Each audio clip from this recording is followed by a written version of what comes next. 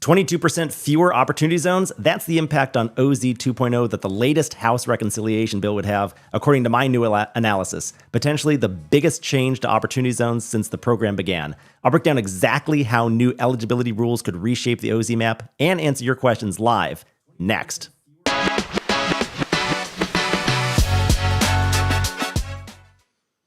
Welcome, everyone. Thanks for joining me live. I'm Jimmy Atkinson, founder of OpportunityZones.com. And today we're diving into a brand new report that I just published at OpportunityZones.com. I'm going to share it on my screen in just a minute here, actually. But, first, what it does is it boils down to this. The new House bill, as currently drafted, would dramatically reshape the Opportunity Zone map, and in what I think is a very bad way. I've just published that in-depth analysis using the latest census data, and I'll be walking you through what the numbers mean for your state and the future of opportunity zones nationwide. To my knowledge, nobody else has compiled this data just yet. By the way, we are live right now, so as always, feel free to drop your questions in the live chat. I'll answer as many of your questions as I can throughout the course of today's show. Let me actually get the analysis live on the screen right now so you can take a look at it. We're going to be walking through this throughout the course of today's episode. There is a link to this research in the description for this video or in the comment section for this video. So go ahead and find that and click it and you can read through. It includes everything you need to follow along, including the exact numbers of tracts that are impacted, this handy dandy chart here showing the impact on each state, and then also a table for every state also showing the impact of this new House bill and what impact it would have on the OZ 2.0 program in terms of the amount of zones that can be designated. But first, I did just want to recap for anybody new here, what are opportunity zones? Anyway, opportunity zones essentially are this is not going to be a 20-minute course, don't worry. This will be a quick one. Opportunity zones are a federal tax incentive. They were created in 2017, designed to drive investment into economically distressed areas. They were part of Trump's Tax Cuts and Jobs Act. Now, that act is expiring mostly at the end of this year, although opportunity zones are one of the provisions in this act which expire at the end of next year. This is what Republicans in the House and the Senate are trying to work toward to get renewed, extended, and possibly made permanent later this year. Now, with opportunity zones, investors can get substantial tax benefits if they put capital into designated opportunity zones. Opportunity zones are areas that are designated at the census tract level, and which tracts get designated matters a lot. Now, one of the biggest criticisms of the current version of the OZ program is that there were too many areas that were designated as opportunity zones that weren't truly deserving, weren't truly low income, weren't truly needy. So now we're in this crucial moment. Congress is considering a major overhaul to the OZ program, okay? The House just last week released a budget reconciliation bill with significant changes to how low-income community is defined, and therefore which census tracts can actually become opportunity zones. And just to provide latest up-to-the-minute information here, I'm going to share my screen again. Yes, they are still going, it looks like. It is Wednesday, May 21st. It's a few minutes after 3 p.m. Eastern time. And as of right now, this House reconciliation bill is still being debated in the House Rules Committee. They've been going since 1 a.m. Eastern time. So coming up on about 13 hours of debate in the House Rules Committee session. I think this will probably wrap up at some point soon here within the next few minutes or few hours. House Speaker Mike Johnson has indicated that the bill may very well go to the floor later today or tonight once it gets out of the Rules Committee. It could go for a little while still, but his goal, Speaker Johnson's goal, is to get the House to pass this version of the bill, the House reconciliation bill, before Congress breaks for the Memorial Day weekend. Now, this reconciliation bill is branded by President Trump and the Republicans in Congress as the one big, beautiful bill. It's over 1,100 pages long. It would enact Trump's agenda, essentially. And a very small part of the bill deals with opportunity zones. But that's the part that we are going to be focusing on today. And specifically, what we're going to be focusing on is the first part of the opportunity zone enhancement section of the bill, which dramatically tightens opportunity zone eligibility in two main ways. So let me just share my screen again right now. By the way, we are live. If you do have any questions or comments for me, please do feel free to use the live chat to submit any comments. I'll get to as many questions as we can throughout the course of today's show. So let's see if we can go over to the bill right now. Yeah, they're still having the hearing right here. I'm going to close this tab and we'll go to this one right here. So this is it. This is the bill, 1,116 pages long. Its amendments have been proposed throughout the course of the day today. I don't know if any of those amendments will end up being adopted before it goes to the House floor for a floor vote. Scroll through a few pages here. You can see that this is a bill to provide reconciliation pursuant to Title II of HCon Res 14. That is the House reconciliation bill. And then still scrolling here. And here's the fun part. The short title, this act may be cited as the One Big Beautiful Bill Act. So this bill covers a number of things on Trump's agenda. You can see that a bunch of different committees are involved here. There's agriculture, there's rural America, there's armed services, there's education and workforce. Let's see, scrolling. There's energy and commerce. There's a lot in this bill. Suffice it to say, we want to go to page 885. That is where section 111102, renewal and enhancement of opportunity zones, starts. So this is the section that we really want to focus on today. There's a few pages here about opportunity zones, and I'm really only going to focus on the first few paragraphs here. I did a much more thorough breakdown of the entirety of the OZ enhancement provisions on a different video that I shot last week, so look for that one. Should be up on our YouTube page, pretty high up in the list there. I believe it was last week's episode of the Opportunity Zones podcast, in fact. Okay, so what this bill does, and then I'm going to show you the impact that this is going to have. Rightfully so, Congress wants to tighten the eligibility requirements of what can be designated as an opportunity zone. As I mentioned a few moments ago, one of the criticisms of the program was that there were a lot of zones, maybe 100, maybe 200 zones or so, that were designated as opportunity zones, which really probably shouldn't have been for a variety of different reasons that I don't need to get into today. So what they've done is they've tightened the definition of what constitutes a low-income community and what can be designated as an opportunity zone.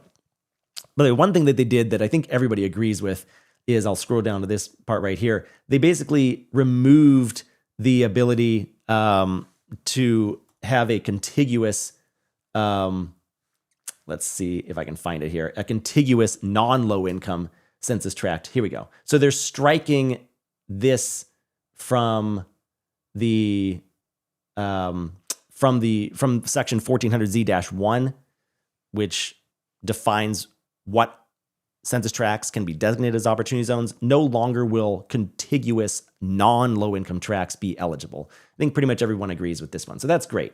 But what the other thing that they did was, and I think this is rather unfortunate, is that they dropped the income requirements and made it a little bit too restrictive, in my view. They dropped the income requirement from a zone used to have to be less than 80% of its area's median family income. So the median family income of the community had to be less than 80% of the wider area or the statewide median family income. They've now dropped that to 70%. This is actually something that Novogradac and company, the Novogradac Opportunity Zones Working Group, I should say, requested in their letter of policy recommendations to the Trump administration. And this alone isn't that big of a deal. But the other thing they asked for that goes along with this was not given to the industry by at least the House version of this bill. And the other thing they wanted to do was they wanted to keep the number of zones relatively consistent from the first round to the second round. So there's also this provision which states that of all of the eligible census tracts within your state, you're only able to designate up to 25% of them. That was not changed in here at all. The ability to potentially raise that cap, raising that cap up to 30% would go a long way toward ensuring that we at least had roughly the same number of zones from round 1 to round 2. So my big fear is that this is going to dramatically reduce the number of eligible tracts, or tracts that are in the pool, basically, of eligible tracts that could be designated as opportunity zones, and it's going to end up resulting in a much lower or much lesser amount of opportunity zones being designated. The other thing that this, and I promise we're going to get out of this statutory language very soon here, because I know it's a little bit dense, but the other thing that they do is that they've disallowed any tract that is greater than 125% of statewide median family income.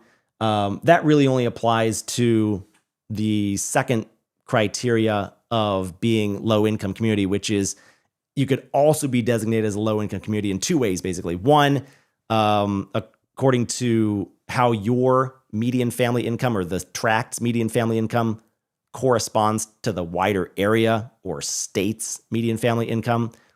It has to be less than or equal to 80%. Now it has to be less than or equal to 70%, stricter threshold. But the other way that a census tract could qualify as being opportunity zone eligible is that the poverty test, if at least 20% of the families within, or the households within the census tract have poverty status or below the poverty line, essentially, then the tract can qualify. Now, what this ended up doing in a small number of tracts cases is that sometimes you'd have that definition met. You'd have 20% of households qualifying for poverty status, but the median family income of the tract was well above 100%.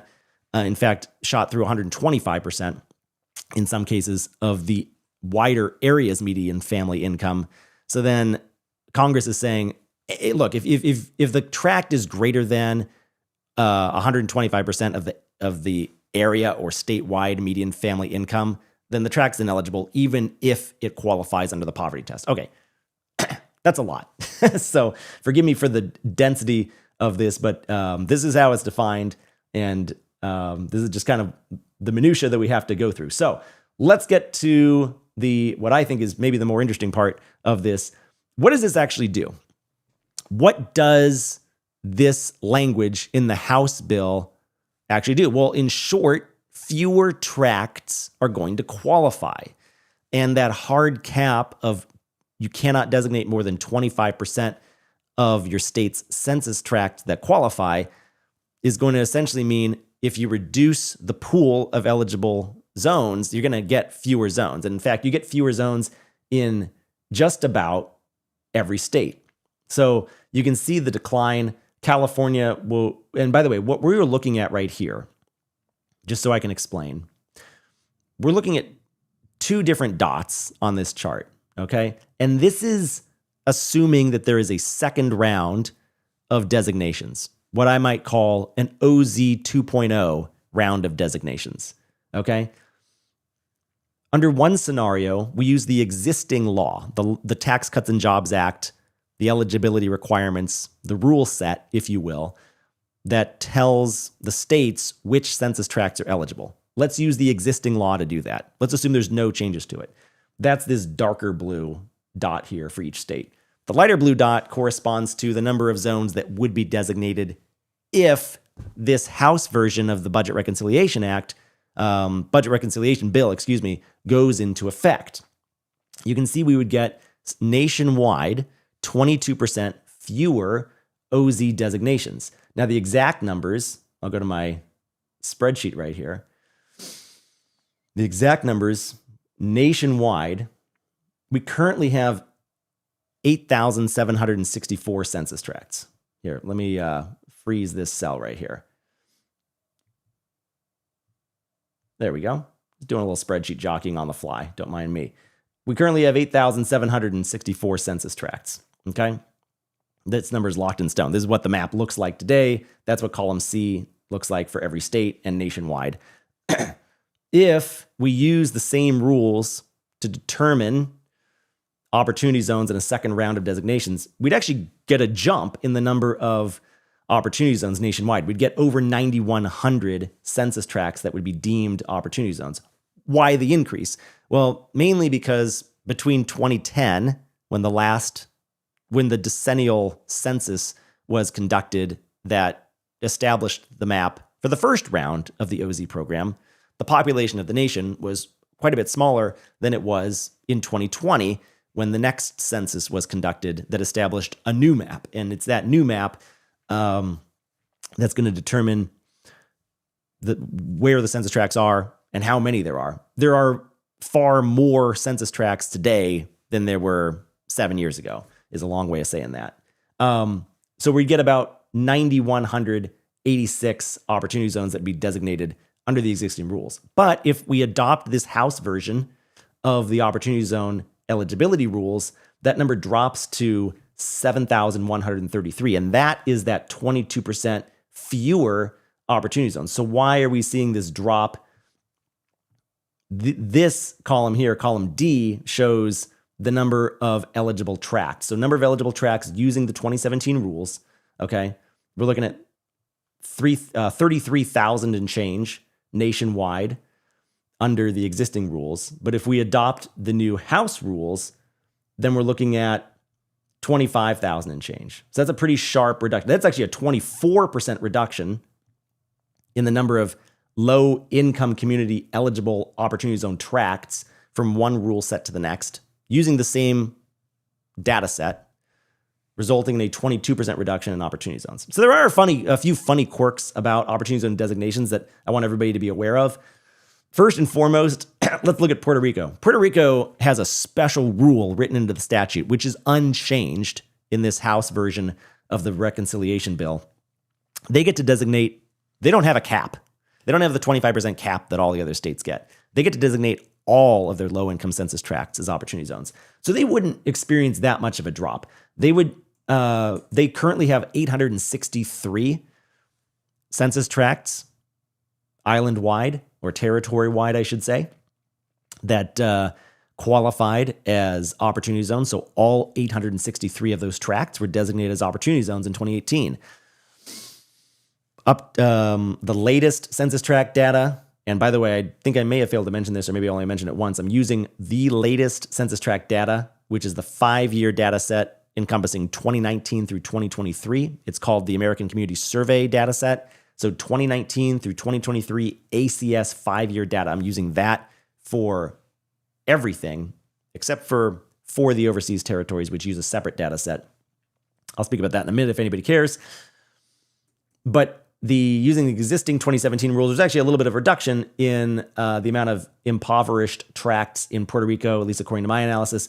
So you would get 816 census tracts that could be designated as opportunity zones, still covering nearly the entire island of Puerto Rico. But if we adopt these new House rules, you'd get only 701 opportunity zones in Puerto Rico. So that'd be a 14% reduction, or 14% fewer OZ 2.0 designations in Puerto Rico. That's the Puerto Rico exception. Everybody else can designate up to 25% of their low-income census tracts, unless if you have fewer than 100 qualifying tracts, you get to designate exactly 25. And then what happens if you have fewer than 25? If you have fewer than 25, you get to designate all of your tracts. So there's a handful of states and overseas territories here: Guam, Hawaii, Idaho, which only have a handful of low-income census tracts, and they would remain roughly the same. Let me see if I can find a better example, actually. There's a few that have zero delta, basically. And that's actually Delaware is a good example. Delaware is a better example than those three I just gave. Delaware is a good example. On the current map, they have 25 opportunity zones. Using the existing rules for a new round of designations, they would have 88 eligible tracts, which would result in 25 opportunity zones. The number of eligible tracts shrinks to 62 for Delaware, but they still get to nominate 25 opportunity zones. So you can still see they remain the same at 25 census tracts, no matter which rule set we end up using. So that's why we have a 24% reduction in the pool of eligible tracts, but only a 22% reduction in the total number of census tracts nationwide. So here's visually what it would look like for every state. California would see the biggest drop. And by the way, if you look at also the number of census tracts that they have now, and I'll do some comparison there in a moment, the difference is even more stark in California because they've lost a lot of population over the last several years. And there's just fewer census tracts in that state than there were before. A state like Texas, meanwhile, also loses a lot of potential opportunity zones in an OZ 2.0 round of designations. But the number of census, if you compare these numbers to their current numbers, it's actually not much of a difference because the population of Texas has grown so much since the last round of designations. And you can see that there's some states here on the far left hand of the x-axis which don't experience much of a drop at all. A lot of those are subject to that kind of weird 25% cap rule where, well, if you need to designate at least 25 census tracts, even if you have a small number of qualifying tracts, you get to designate up to 25 anyway. So that's a little bit of a look at the data. Just to kind of jump into that one thing that I just said, which is, some states are going to suffer more than others. Some states will be pretty well off regardless. I do want to highlight Texas for a minute. I'm in Texas, so I kind of find it interesting. There's currently 628 opportunity zones in Texas. Even if we use the more restrictive language in this House bill, it would actually only drop the number of opportunity zones to 621. And why is that? Well, under the current rules, using the latest census tract data, Texas should actually have 772 opportunity zones in the new OZ 2.0 round, which is a huge increase over the 628 from the 2018 map. And that is due almost entirely to a huge population increase in the state of Texas over that time period. We see this for a few other states as well. Let me see if I can find an example. North Carolina would see a pretty sizable increase. Let's see, New York actually sees an increase. That's interesting. Let's see if I can find a few others where there's a big jump. I think Texas is definitely the best. Florida and Georgia both have big jumps, 427 to 458 for Florida, 260 to 296 for Georgia. But again, using the more restrictive language, a big drop in both those states as well. California is an example of a state that has an enormous drop. You're going from 879 tracts to, actually, it did go up. You would have had 906 tracts in California, despite the population change. But with the more restrictive rules, you're dropping to 686. Anyways, very interesting, just kind of analyzing all of this data. Let's see what else I had here. And I do want to go to some comments and questions. If you do have any comments for me, would love to field as many questions as we can. We do have one here from Glenn. So let's show Glenn's on the screen right now. Glenn says, hey, I'm new to OZs, San Francisco, California. Glenn, welcome. Thanks for watching the show. What would you suggest to up my educational skill pertaining to opportunity zones? Does your organization have a training or teaching program? Glenn, great question. We don't have a training or teaching program per se, but we do have a lot of guides on our website. In fact, I would suggest that you head over to our website, opportunityzones.com/download, and you can download our beginner's guide to opportunity zones. I think that's a great place to start. If you want to take the plunge and go on a deep dive and learn a lot more and get access to our video library of masterclasses that we've hosted for the last year and a half, I might suggest that you look into joining our professional group, our professional mastermind group, OZ Insiders. And you can learn more about that group by heading to ozinsiders.com. That's a great group for high-performing opportunity zone executives who want to take the next step in accelerating their progress with their OZ strategy. So where are we, and what does all this mean anyway? Well, so there's a few bits of good news here. I'm going to take Glenn's comment off the screen there. There we go. And if anybody has any questions or comments, would love to field as many as I can throughout the course of the show. The good news is, I think this is actually a step in the right direction in the grand scheme of things. I love the fact that the House put some OZ language in their big reconciliation bill. That was huge. getting it in there. I was reminded last week that during the 2017 Tax Cuts and Jobs Act process, the House originally did not have the Investing in Opportunity Act or the Opportunity Zones tax incentive in that initial bill. The Senate put it in after they got the House version. And then they kicked it back to the House, and then it was passed and enacted by President Trump in December of 2017, and the rest is history. So the fact that we actually have some Opportunity Zone language in the House version of the bill right now, we're ahead of where we were in 2017. So that's the good news. I also like that they are moving in the right direction. This honestly is a big criticism of the current round of the Opportunity Zone program, is that there are a handful of tracts nationwide, a few dozen, 100, 200, depending on who you ask, that probably should not be Opportunity Zones. So I do applaud the move toward tightening up the language. I just think this went a little bit too far. So I want to actually go to what my policy recommendations are based on my analysis here and what the House is doing and where this actually ends up shaking out. Because Novogradac had their policy recommendation. They recommended, go ahead, move the MFI from 80% to 70%. They also said move the poverty status from 20% to 25%. That didn't quite happen. They did something different instead. They kept the poverty status at 20%, but they added 125% MFI guardrail to it, which I haven't run the analysis of how that ends up actually changing the policy recommendation. But the one thing that Congress whiffed on, or the House, I should say, whiffed on, is they ignored the second part of the Novogradac Opportunity Zone Working Group's policy recommendation, which was go ahead and do that, but that's going to shrink the pool of OZs. So to make sure that we have roughly the same number of OZs, lift the 25% designation cap. And they recommended lifting it to 30%.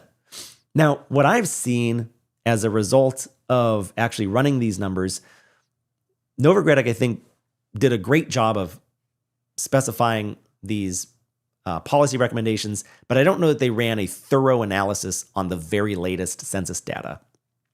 After running this analysis, I'd actually like to I would recommend tweaking their reforms just a little bit. Let's not bring the income threshold all the way down to 70%. Let's set it at 75%. That's recommendation number one. And then recommendation number two, raise that statutory designation cap to 30% for each jurisdiction. I think that would help quite a bit. I think if you do those two things and you continue to get rid of the contiguous low-income census tract eligibility that was in the first round, I think you do those things, and this program achieves a lot of the goals that it needs to, while being able to still be available to a lot of communities that need it. So I don't know. Should I touch on the methodology? I had in my note that I wanted to touch on the methodology just a little bit. I guess I will just for a minute. Just to remind everybody, I think I mentioned this a couple times, I have used the very latest census data that's available. The U.S. Census Bureau does a big decennial, every 10 years, census of the entire country. So the one that they did right before the last OZ designation was conducted in 2010. We just had a big census conducted in 2020. The next one will be in 2030. They do those every 10 years where they basically take the attendance of everybody in the entire country. But every year, they do these American Community Surveys where they estimate on a rolling 5-year schedule a whole bunch of data on every single census tract in the country. And for our purposes, I was able to analyze median family income at the tract level, at the metropolitan level, and at the state level. And I was also able to analyze the poverty rates for every single census tract as well. If I can show you a little look behind the scenes, I've got a line here for every single census tract in the country, all 85,000 plus of them in every single state, in Washington, D.C., in Puerto Rico, and in all of the other overseas territories. And for every single census tract, I've got, if they're in a metropolitan statistical area, what that MSA is. We've got the proper area median family income that should be applied to the census tract. And the rules for that are a little complex. I won't get into it right now, but I've got the tracked median family income, and then I'm able to calculate percent of the area or statewide MFI, poverty level, and then a whole bunch of spreadsheet jockeying here to determine whether or not it's 2025 OZ eligible based on the current rules or on the House version of the eligibility rules. So had to use a lot of different spreadsheets to put this all together. As you can see here, I'll just kind of thumb through a few of them here just so you can see what's going on. I spent a good 5 days and the weekend on this, and I think it's pretty thorough. It's probably not 100% accurate, but it's, and I'll tell you why it's not 100% accurate, and I'll actually go to that part of the methodology. For one, I did ignore the contiguous non-low income census tract criteria for the current rules pool of zones because, well, one, I don't think it would have a meaningful impact on the final number, and in fact, for the vast majority of states, it would have no impact on the final number of zones that would be able to be designated. And then let's see. The one other thing I wanted to point out is that here's the most important limitation, I think. The actual designated tracts may vary based on state selection priorities and other administrative factors not modeled here. And actually, more importantly, which I didn't include here, is we might get different data from the CDFI at some point in time. We might get updated data depending on when this bill gets enacted. I think my data is pretty close. I don't think it's going to change too materially, but don't hold me to it if I'm off by a few dozen census tracts here or there. Let's see. Got a few other questions here. I do have, this one's from Chris Matisek, and he is in our OZ Insiders group. So Chris, great to see you here. Let's see. Chris says, Jimmy, on behalf of the group, I can, if okay with you, dedicate 30 minutes of my time for a free OZ in a nutshell consultation over the phone with any person who is joining the group. Chris, I love that. Feel free to drop your contact info in the chat or send me an email. We can talk about that more. I'd love to team up with you on doing something like that because I think that would be really important for the group. Thank you, Chris, for doing that. Chris is a CPA, for those unfamiliar with him. So let's see. What else did I want to get to right now? Okay, final thing, and then I'll cut everybody loose here. Really important, and I do actually want to just take a little peek over and see if the House is still meeting, and they are actually. The House is still in the Rules Committee, so this hasn't hit the floor yet. I do think it's going to hit the floor at some point. For those just joining, I mentioned at the top of the show, Speaker Mike Johnson has indicated that he thinks this bill will get out of the House Rules Committee and will be able to go to a floor vote at some point later today or tonight. He wants it passed by the House before they break for the Memorial Day weekend. By the way, it's kind of great that the Speaker is kind of hanging this over his party because he's basically not going to let them break for Memorial Day until they pass it. And hey, Memorial Day weekend, it's busy, right? You want to get home. You got graduation ceremonies to attend. A lot of these people can't wait to get out of there. So maybe that helps sway their vote one way or another if they're on the fence. Okay.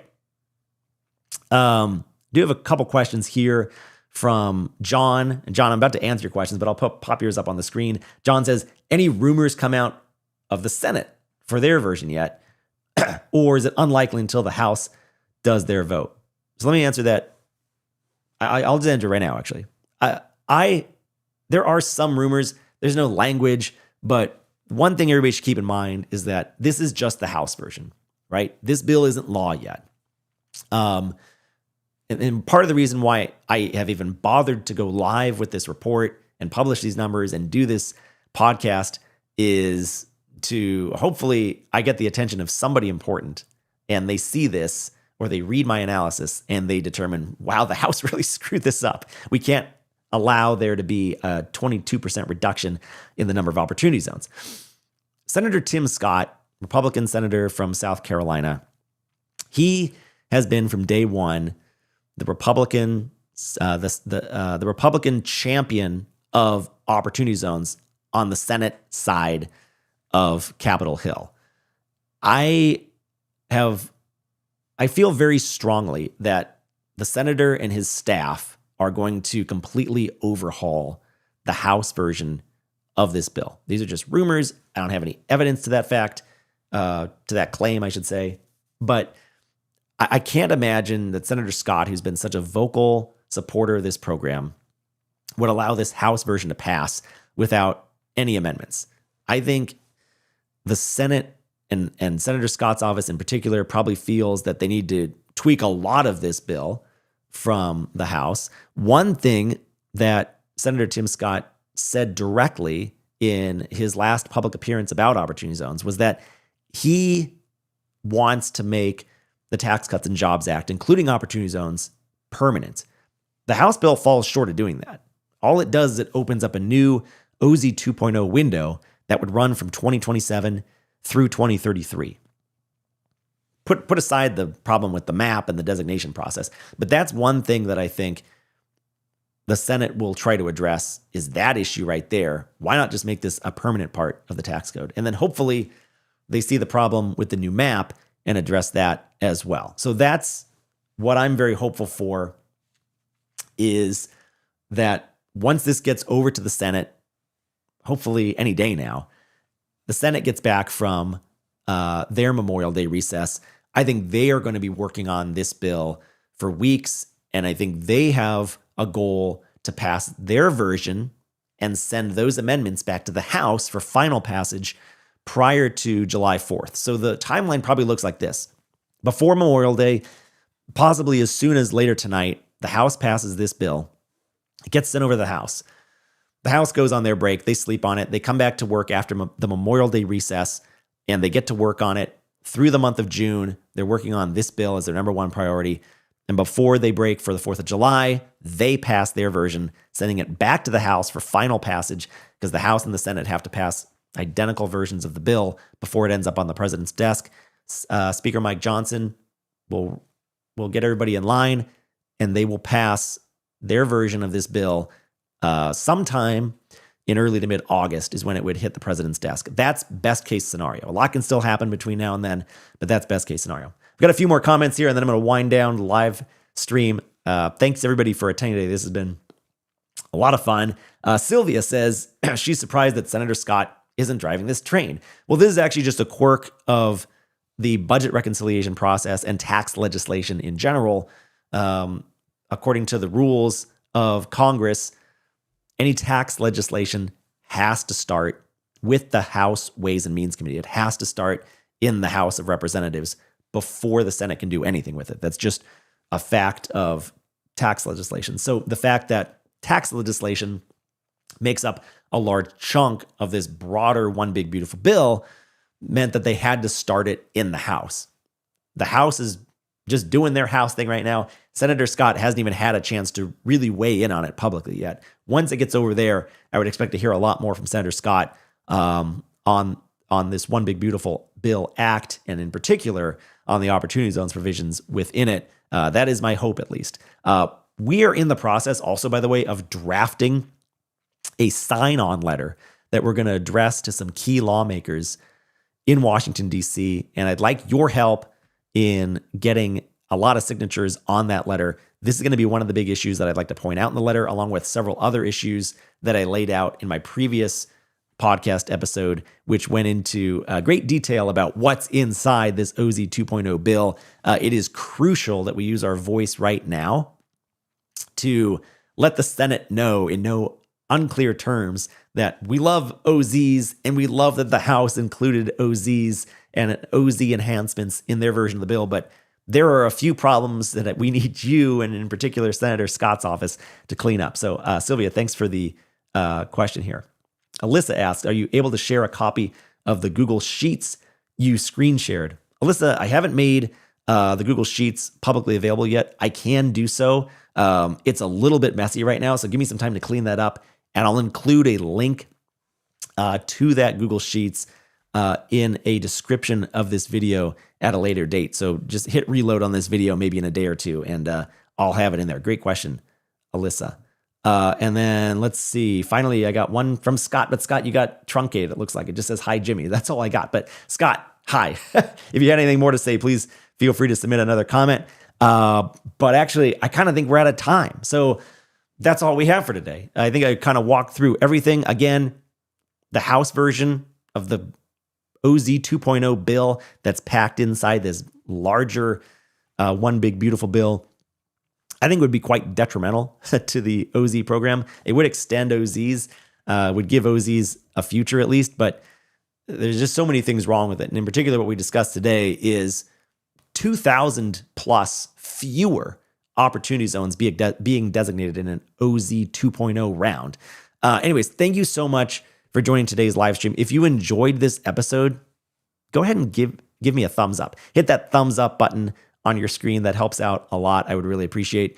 And please be sure to check out the full analysis and all the state-by-state data at opportunityzones.com. You can find a link to the report in the description of this video. If you found this useful, please like and share and subscribe for more Opportunity Zone policy breakdowns just like this one. We'll see you next time.